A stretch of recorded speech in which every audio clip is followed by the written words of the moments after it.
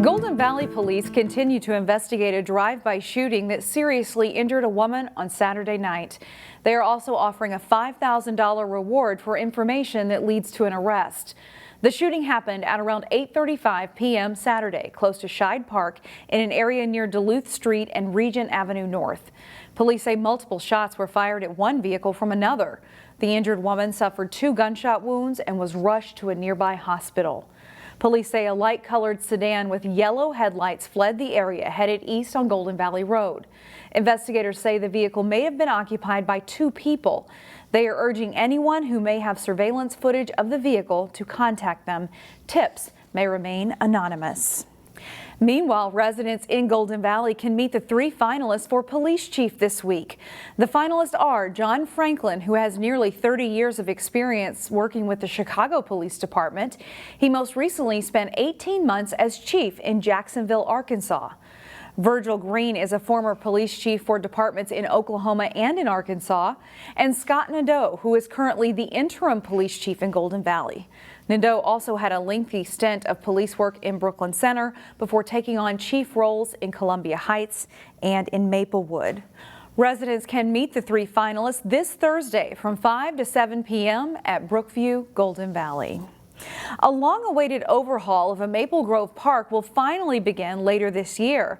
The project was delayed last year due to increased construction costs. All in favor say aye. Aye. Aye. Opposed? Motion passes. Yippee-yi-yo-ki-yay. Last week, the Maple Grove Park and Recreation Board voted unanimously to approve a redesign of the Gleason Fields Athletic Complex at a cost of $14.9 million. The city wants to make the park a signature destination for baseball and softball tournaments. The design calls for building 4 ball fields with artificial turf, adding LED lighting and a new concession stand, among other amenities. This is a scaled-back version of the design the city approved last year when the bids came in more than $4 million over budget. I think people, the impression is that this is a very expensive project, and it is. It's a significant investment for the board, but we have made significant investments in our athletic fields and complexes, and a good example of that is Fernbrook Fields. City officials say construction will begin this spring, with the field opening in the spring of 2023. A new apartment complex is proposed for the city of Crystal. Sand Companies, a St. Cloud area developer, is proposing 58 units on vacant West Broadway near Big Louie's Bar and Grill. The proposal includes units ranging from 1 to 4 bedroom units. An open house on the project is scheduled for the evening of March 3rd at Crystal City Hall. Robbinsdale area schools received a grant from the Minnesota Department of Education to start community schools in the district. We sat down with the executive director of community education, Anthony Williams, to learn more about what this means for the district. We were fortunate enough to receive a grant from Minnesota Department of Education to begin the process of starting full-service community schools here in Robbinsdale. Anthony Williams says $1.3 million of a $5 million grant has already been given to the Robbinsdale district to start the planning process for 3 schools to become community schools. Those schools will be Cooper High School, Robbinsdale Middle School, and the Sandberg Learning Center, which includes the middle school and Robbinsdale Academy Highview. For full service, what we talk about is not just the academic component, but all the wraparound supports that our students and families need. Williams says that could be medical or dental care, food shelves or mental health support, or even an expanded school day. Services will differ based on what each community needs. When you focus on the entire family, you really can see the outcomes, in our students academically and their social emotional well-being and their mental well-being, and then just giving them experiences. The first thing that you'll see happen with this grant money is community outreach. There will be surveys as well as door knocking to find out what resources communities need at their local schools. The Maranatha Christian Academy Robotics team won the state championship and will be one of 3 teams from Minnesota competing at the World Championships in April. Reporter Jason Malello caught up with them as they prepare for what's next.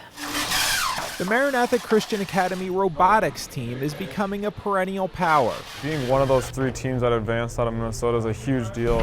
They are known as Chain Reaction.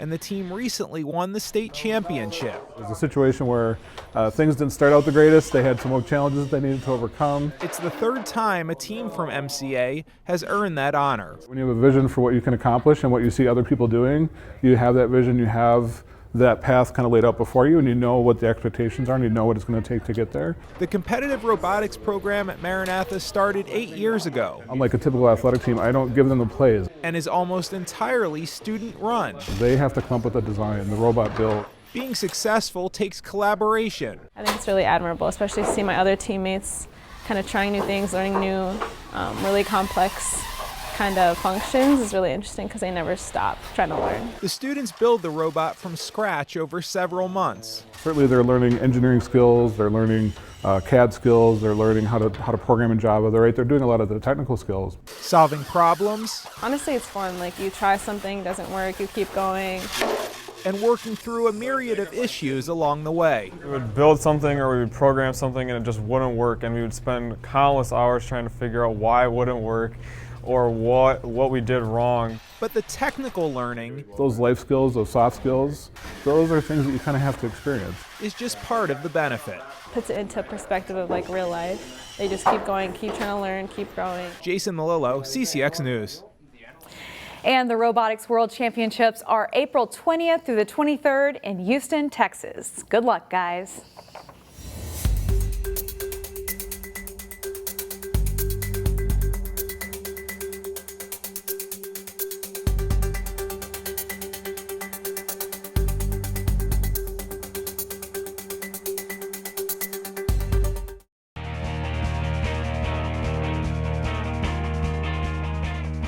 For the fourth time in the past 7 seasons, the Maple Grove girls hockey team is in the state tournament. The Crimson battled the longtime section rival in the Section 5AA final. Centennial and Maple Grove meeting for the Section 5AA title for the third time in 4 seasons. First period, and Ella Olsen's shot is wide of the net. The puck comes right to Pim Wellamy, though, and the freshman knocks it in for a 1-0 Maple Grove lead. Later in the first, Maddie Sukup's shot is stopped. The puck pops up, and Olsen is there to score on a rebound try. The Crimson take a 2-0 lead after 1. Second period, a 2-on-1 rush for the Cougars. J.C. Chatelain sets up Megan Goudreau for the shot and goal. Her 24th of the season, and Centennial is on the board. Still in the second, Ella O'Hearn has the puck poke-checked away. But Callie Cody is trailing the play, and she shoots and scores. Centennial ties the game at 2, and that's the way the teams go to the third period. Still 2-2 with just over 4 minutes to play in the third when Olsen scores another rebound goal, her second of the night and third goal of the playoffs. It's 3-2 Crimson. They add one more when Tia Rice sets up Stella Retrum for a power play goal. Maple Grove beats Centennial 4-2. The Crimson will face Gentry Academy in the Class AA quarterfinals Thursday night at the XL Energy Center.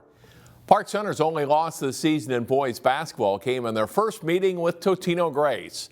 The Pirates, ranked number 1 in Class 4A, hope to change that in round 2 against the Eagles, who are second in Class 3A. Jay Wilcox has the highlights. A packed house at Park Center as the Pirates host Totino-Grace in boys basketball. Park Center's Braden Carrington comes out firing. The long three here as he scores the first 10 points for the Pirates, and they lead 10-6. Cody Pennebaker gets the steal and takes it all the way for the jam. Pennebaker scores 17 for the game. The Pirates lose the handle here, and Zaire Stewart starts a 2-on-1 that Tommy Humphreys finishes as Grace pulls within 18-14. Carrington splits the D to score an acrobatic layup for Park Center. They take a 37-28 lead into halftime. Second half, and Tayson Chapman slips. It leads to a breakaway dunk for future Gopher Carrington. He scores 23 to lead all scorers. No slip this time for Chapman. He scores a tough hoop plus a foul on his way to a 15-point game, but the Eagles' deficit grows. Leo Torbor is one of 5 Pirates in double figures with 21 as Park Center gets some revenge for an earlier loss to Totino-Grace, beating the Eagles 87-57. Jay Wilcox, CCX Sports. One day after Wayzata won its first state team championship in gymnastics, some of those same girls were part of the state Class AA individual meet.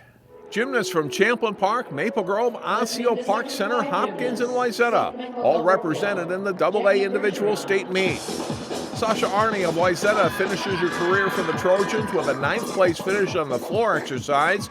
She scores a 9.375. Maple Grove Sasha Thompson finishes 9th on the balance beam. Her score is 9.15. Thompson later placed 11th on the floor exercise. Osceo's Megan Carlson with the highest state placing for an Orioles gymnast in many years. She finishes 8th on the balance beam, scoring a 9.15. To the vault and Hopkins' Annabelle Spears. Her best try scores a 9.475, good enough for 12th place. Spears finishes 7th in the all-around. Finally, Wayzata's Izzy Hayden here on the uneven bars. She lands with a score of 9.35 to finish in 10th place. Taylor Schaefer of St. Cloud won 3 events and the AA all-around. John Jacobson, CCX Sports.